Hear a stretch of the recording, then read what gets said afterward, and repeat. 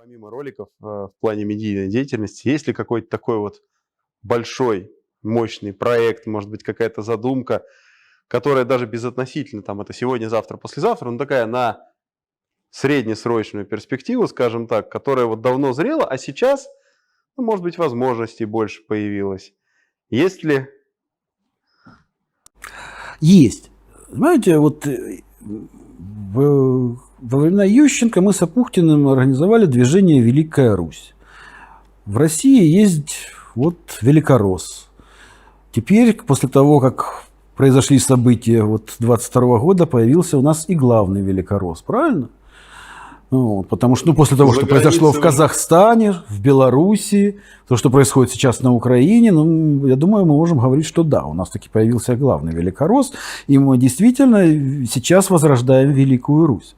И вот если говорить о большом проекте без конкретной границы, без конкретных там планов создания чего-то, то это, в общем-то, возрождение Великой Руси и великорусского движения. Вот, не в качестве какой-то партии, опять же, не в качестве какого-то такого документально-юридически оформленного монумента, под который мы будем собирать деньги, политиков и все прочее. И на выборы в Госдуму. Да, и на выборы в Госдуму.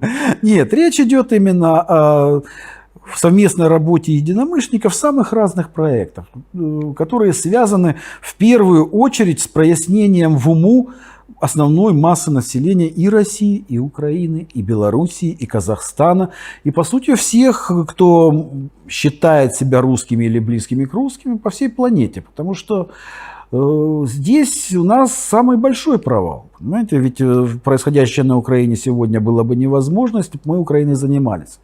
Если бы мы, как турки, финансировали на государственном уровне русские школы на Украине, русские учебники, давили и додавливали, чтобы эти учебники принимались как в образовательных учреждениях. То есть занимались нормальной просветительской работой, занимались агрессивно.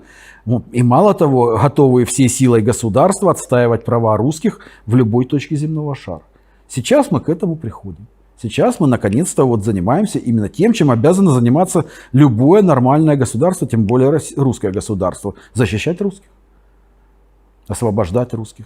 Ну, а свою функцию я уж в силу того, что не могу уже бегать с автоматом, вижу именно в том, чтобы, по крайней мере, способствовать тому, чтобы у людей немножко прояснилось в уму, чтобы мы вспомнили, что и в Казахстане, и на Украине, и в Сербии, и во многих других местах живут русские люди, и в Прибалтике. И вот многих не надо освобождать с помощью танков и самолетов. Начинать надо именно с того, что объяснять людям, что там тоже наши люди. Во-первых, когда люди в России все в большинстве начнут это понимать, вспомнят о том, что их родственники на Украине могут быть засоренными мозгами, но они-то все равно русские.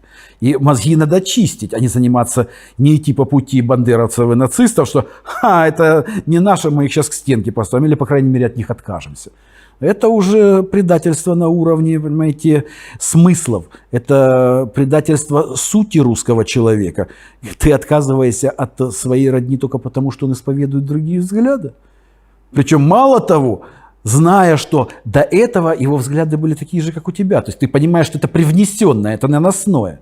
И вместо того, чтобы потратить часть времени, сил, денег на то, чтобы счистить эту грязь, ты от него отказываешься. Ну так а чего ты? Какой же ты русский? Понимаете, вот этим и надо заниматься на всех уровнях. Вот и образовательном, и медийном, и очень много работы, и это работа для миллионов и миллионов людей. Вот этим и будем заниматься.